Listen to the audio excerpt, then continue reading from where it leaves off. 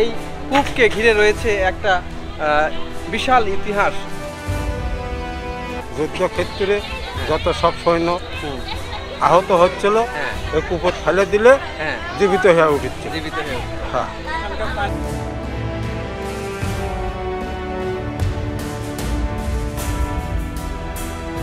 Viewers, আমি যে কূপের সামনে এখন দাঁড়িয়ে আছি এটা হচ্ছে জিয়ত কূপ। তো জিয়ত কুণ্ডু, জিয়ত কুণ্ডু। এই কুণ্ডুতে যখন পরশুরামের সৈন্যরা যুদ্ধ করত তখন সেই সৈন্যরা যদি আহত হতো, ঠিক সেই মুহূর্তে এই কূপের জল যখন তাদের গায়ে দেওয়া হতো বা এই কূপে তাদেরকে স্নান করানো হতো, তখন সেই সৈন্যগুলো আবার জীবিত হতো। এই রকমই কথিত রয়েছে। আমি এখন সেই কূপের সামনেই দাঁড়িয়ে আছি। শাহ সুলতান বলখি মাহিসাওয়ার যখন ইসলাম প্রচার করার জন্য এখানে আসেন, তখন ঠিক এই সময়ে তাদের মধ্যে একটা যুদ্ধ সংগঠিত হয়েছিল।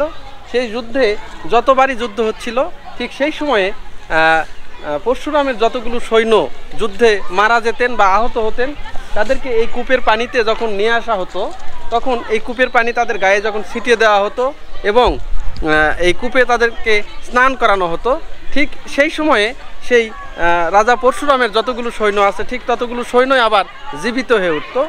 এই কথাটা কোনোভাবে শাহ সুলতান বলখি মাহিসাওয়ার তিনি বুঝতে পারেন এবং জানতে পারেন। এই জানার পর থেকে তিনি একটা চিলের সাহায্যে সেই এক টুকরো গরুর মাংস নাকি এই কূপের ভিতরে ফেলে দেওয়া হয়। তারপর থেকে এই কূপের পানির যে কার্যকারিতা এটা নষ্ট হয়ে যায় এবং তারপর শাহ সুলতান বলখি মাহিসাওয়ার সেই রাজা পরশুরামকে পরাজিত করেন এবং তিনি আস্তে আস্তে এই মহাস্থানগড়টি পুরোটাই দখল করে নেন। এই রকমই একটা ইতিহাস এখানে খুঁজলে পাওয়া যায় বা বিভিন্ন জায়গা থেকে এই ধরনেরই ইতিহাস পাওয়া যায়। যুদ্ধক্ষেত্রে যত সব সৈন্য আহত হচ্ছিল ওই কূপে ফেলে দিলে জীবিত হয়ে উঠছে। হ্যাঁ, এই সেই কূপ, যে কূপ ইতিহাসের অনেক সাক্ষী হয়ে রয়েছে। দেখেন কালের বিবর্তনে আজ অনেকটা বিলীন হয়ে যাচ্ছে। নিচে দেখেন, ওই যে দেখেন কত নিচু, অনেক নিচু। নিচে দেখেন ইট, বালি, পাথর, প্লাস্টিক, পলি এগুলো পড়তে পড়তে এটা নষ্ট হয়ে যাচ্ছে বা ধ্বংস হয়ে যাচ্ছে। দেখেন আজকে হিন্দু যারা ধর্মাবলম্বী আছে তাদের একটা অনুষ্ঠান আছে। কি অনুষ্ঠান দাদা আজকে? স্নানের উৎসব। স্নান কোথায় করতেছেন আপনারা? শিলাদেবীর ঘাটে, ওই নদীতে। এটা কোন সময়ে হয়? এটা এই কোন তিথিতে? চৈত্র মাসের যে চাঁদটা ওঠে সেই সময় এটা হয়। আবার জ্যৈষ্ঠ মাসে ওই পক্ষে এই অনুষ্ঠানগুলো হয়। তো এইটা স্নানের যে উৎসবটা, এটা আসলে কি পুণ্যস্থান নাকি এটা এই জায়গাটা? হ্যাঁ, পুণ্যস্থান। হ্যাঁ, এটা আপনি শিলাদেবীর ইতিহাস আছে, পরশুরামের ইতিহাস আছে। আপনারা কোথা থেকে আসছেন? নামুজা থেকে। নামুজা, হ্যাঁ। দাদু আপনি কোথা থেকে আসছেন? কাহলা থেকে। তালোরা, কাহলা। ভিউয়ার্স, আজকে যে জিয়ত কুণ্ডু যে স্থানটাতে রয়েছে সেই স্থানে দেখতেছি প্রচুর হিন্দু ধর্মাবলম্বীরা এখানে এসেছেন। তো এটার কারণ তাদের কাছ থেকে জানতে পারলাম যে এখানে নাকি তাদের স্নানের উৎসব হচ্ছে। সে শিলাদেবীর ঘাট এখানে রয়েছে, সেই ঘাটকে উপলক্ষ করে প্রতি বছরের 2 বার এই স্নান উৎসব হয়। এই কারণে তারা এখানে এসেছেন এবং এসে তারা এখানেই রান্নাবান্না করে এখানেই খাওয়া দাওয়া করতেছে। তবে এখানে যে রান্নাবান্নাটার আয়োজন করা হচ্ছে এটা মূলত ভেজিটেরিয়ান, টোটালি নিরামিষ যে খাবারটা সেইটা এখানে করা হচ্ছে। আপনারা কোথা থেকে আসছেন? নামুজা থেকে। নামুজা থেকে। তো ওই স্নান উপলক্ষে আসছেন? হ্যাঁ, স্নান করা শেষ। হ্যাঁ, এটা একটা পুণ্য স্থান নাকি? শিলাদেবীর যে ঘাটটা তীর্থস্থান, তীর্থস্থান না? এখানে কয়বার করে আসেন আপনারা বছরে?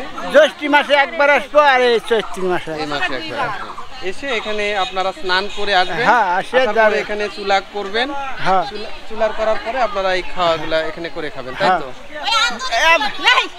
কেউ ভাত রান্না করে খায়, কেউ মনে করেন আবার চিড়ে, দই, মিষ্টি এগুলো খাওয়া হয়। আচ্ছা, বুঝতে পারছি। এখানে রান্না বান্না হয়েছে। এখানে দেখেন আলুর ডাল করা হয়েছে আর সাজনা দিয়ে। এটা কি? মিষ্টি কুমড়া। মিষ্টি কুমড়া এইটা। আর এটা কি?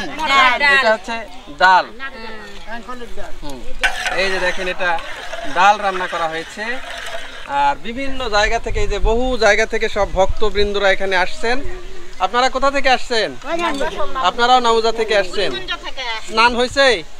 স্নান করছেন? এই যে দেখেন সবাই আসছে এখানে এসে স্নান করে তারা, এটা একটা তীর্থস্থান, এখানে স্নান করলে অনেক পুণ্য পাওয়া যায়। এই পুণ্য লাভের আশায় তারা এখানে আসছে। যেখানে দেখবেন আশেপাশে প্রচুর জায়গাতে এই রান্না বান্না করা হচ্ছে। এখানে কি ভাত রান্না করতেছেন নাকি? এই খড়িগুলো কি বাড়ি থেকে আনছেন? বুঝতে পারছি। এই যে দেখেন আর একটা জায়গায় এখানেও রান্না বান্না করা হচ্ছে। এটা কি হচ্ছে? আলুর রসা? তরি তরকারি কি বাড়ি থেকে আনছেন না এগুলো এখানে কিনছেন? এখানেই বাজার করে কিনছেন নাকি? আপনারা কয়টার দিকে যাবেন এখান থেকে?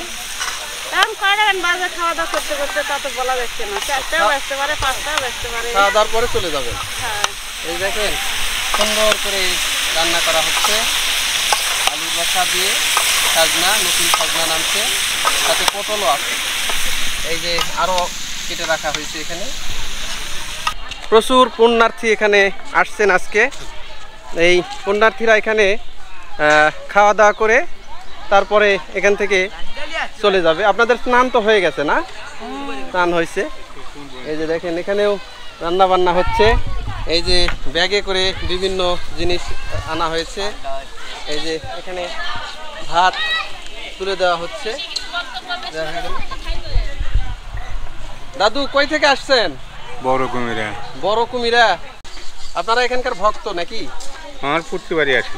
আচ্ছা আচ্ছা। কি রান্না হচ্ছে এটা? লাইয়ের ঘন্ট। আচ্ছা আচ্ছা, মিষ্টি কুমড়া না? মিষ্টি কুমড়ার ঘন্ট। আপনারা কোন জায়গা থেকে আসছেন? কুমিরা।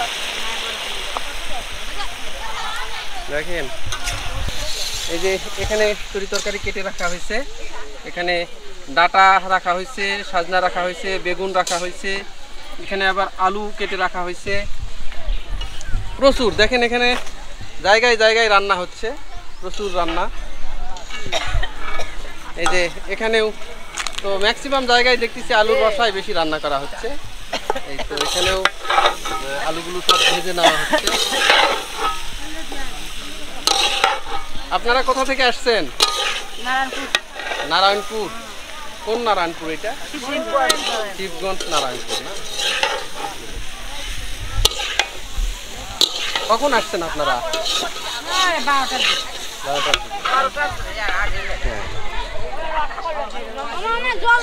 এই যে এখানে দেখেন এনারা আবার দই চিরা মুড়ি এইগুলো খাচ্ছে।